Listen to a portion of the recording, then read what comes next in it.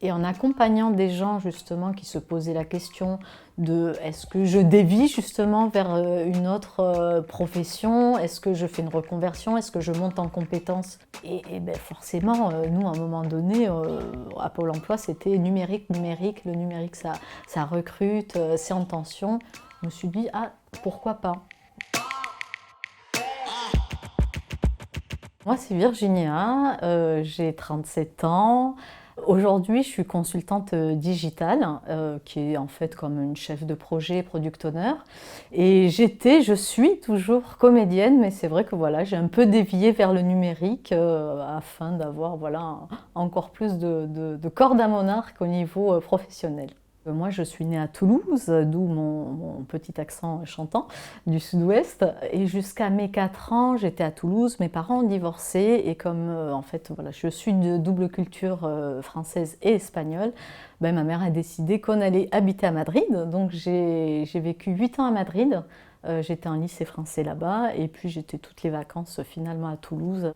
J'ai des parents plutôt cool, ils sont jeunes d'ailleurs, même s'il y a en effet une éducation quand même, bon voilà, faut faire les choses bien, faut faire des études, faut avoir un diplôme. C'est vrai que quand je leur ai dit à un moment donné que je voulais être comédienne, c'est toujours se dire ouais mais quand même faut faire des études à côté, on sait jamais, faut avoir ça dans ses bagages au cas où le côté artistique ne fonctionne pas. J'ai commencé à faire du théâtre début 2000 où j'étais dans une petite compagnie et au fur et à mesure, voilà, ça a développé un petit peu cette envie de se dire, ben, en fait, plus qu'une passion, j'aimerais bien le faire vraiment en tant que professionnel.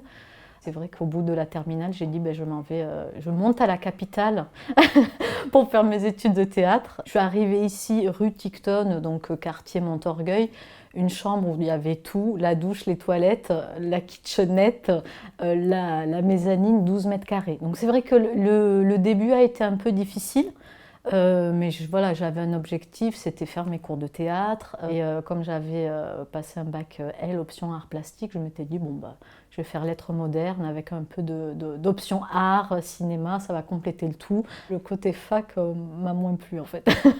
J'attendais surtout les cours de théâtre, quoi. J'obtiens quand même mon DUG, qui à l'époque existait encore. Donc j'ai quand même eu mon bac plus 2 et j'ai continué le théâtre. Pour démarcher le directeur de casting, les agents, il faut un book, donc j'ai couru pour avoir des photos. Ensuite on dit non mais maintenant il faut une bande démo, donc en plus il faut courir des écoles de cinéma pour faire des courts-métrages. Donc j'ai toujours eu quand même des petits boulots à côté. Mais au fur et à mesure, c'est vrai que j'en avais marre de me dire du tractage, en trottinette ou à pied. Ouais, bon, serveuse, bon, ok, du ménage, ouais, bon, c'est bien pour l'été. Bon, passé 25, bah, faut se dire, voilà, faut trouver un truc. D'autres métiers qui puissent me plaire, en fait, et où je me lève et je suis contente d'aller bosser et j'arrive à gérer la frustration de se dire, ben voilà, j'ai pas de rôle, je peux pas vivre de ma passion, mais au moins j'ai un autre boulot. Donc j'ai été pionne pendant 7 ans.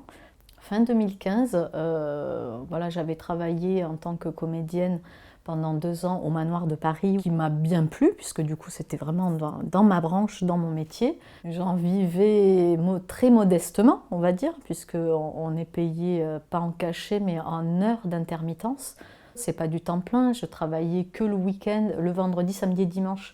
Donc c'est pour ça voilà, c'était fin 2015 où la conseillère Pôle emploi me dit « Ah mais on cherche des conseillers, conseillères en évolution professionnelle, tentez votre chance ». J'ai passé un entretien, ça s'est très bien passé, ils m'ont pris direct. Le métier en soi m'a plu et en accompagnant des gens justement qui se posaient la question de est-ce que je dévie justement vers une autre profession, est-ce que je fais une reconversion, est-ce que je monte en compétences. Et ben forcément, nous, à un moment donné, à Pôle emploi, c'était numérique, numérique. Le numérique, ça recrute, c'est en tension. Je me suis dit, ah, pourquoi pas? Et en très peu de temps, je me suis dit, ben voilà, action-réaction, rupture conventionnelle. Maintenant, il faut que tu retrouves une autre formation pour me mettre sur le marché du travail en tant que développeuse. Et là, j'ai eu la chance de tomber sur le wagon. J'ai eu un très bon échange du coup avec, c'était Laura, Et en plus, elle me parle d'une bourse pour les femmes qui s'orientent dans le numérique, demandeuse d'emploi. J'ai dit bingo, c'est bon, c'est pour moi. C'était ma revanche. Je veux avoir ma bourse, je ne vais pas payer. Et là, j'étais super contente parce que j'ai intégré le wagon en janvier 2020 et jusqu'en mars 2020. Et c'était top, quoi. J'ai passé ma certification que j'ai obtenue, j'étais toute contente avec mon diplôme. Le développeur, il n'est pas tout seul dans le numérique, quoi. Enfin voilà, on imagine ça, mais en fait, il y a plein d'autres petits boulots derrière qu'on ne voit pas. Et c'est vrai que le wagon m'a fait voir qu'il y avait ce fameux chef de projet, ce fameux product owner. Donc je l'ai tenté.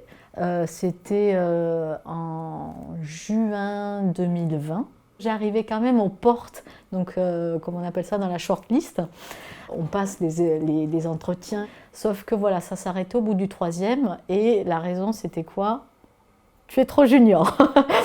Et là, fin août, je me suis dit, bon, je suis demandeuse d'emploi, j'abats ma dernière carte, je peux faire une alternance en passant par un contrat de professionnalisation. Et là, en un mois, en fait, j'ai trouvé et l'école et l'entreprise. Donc ça, c'était super cool. Et au niveau du rythme, c'était idéal parce que c'était qu'un jour de formation et c'était 4 jours en entreprise. Et moi, ce qui me manquait, c'était cette fameuse première ligne sur le CV, l'expérience. Donc, pour le coup, je me suis dit, ben, c'est top, je vais sur ça. Et j'ai commencé mon contrat pro en novembre 2020. Donc, ça s'est très bien passé. J'étais dans un groupe de presse média. J'ai bien vu voilà, l'émission, comment ça se déroule, un sprint avec les développeurs, un cycle voilà, voilà, de développement de A à Z avec l'équipe. Donc j'étais super contente. Mon contrat devait se terminer le 15 octobre. En fait, le poste que j'ai actuellement, j'avais postulé via une offre LinkedIn. Finalement, ça a été la bonne pioche parce que l'échange avec celui qui est mon N+2 aujourd'hui s'est très très bien passé.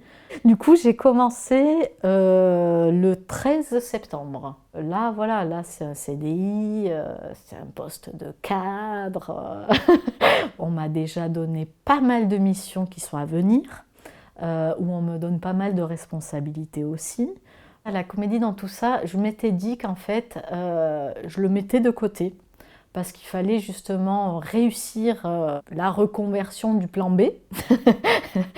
J'ai envie de jouer. En tout cas, voilà, c'est quelque chose que j'ai encore en tête, quoi. Je suis encore inscrite dans des agences de pub, donc des fois ils m'appellent, je vais au casting quand même. J'ai eu un parcours oui, rempli de plein d'expériences et en tout cas, c'est pas figé. Donc, il est possible qu'on refasse une déviation plus tard.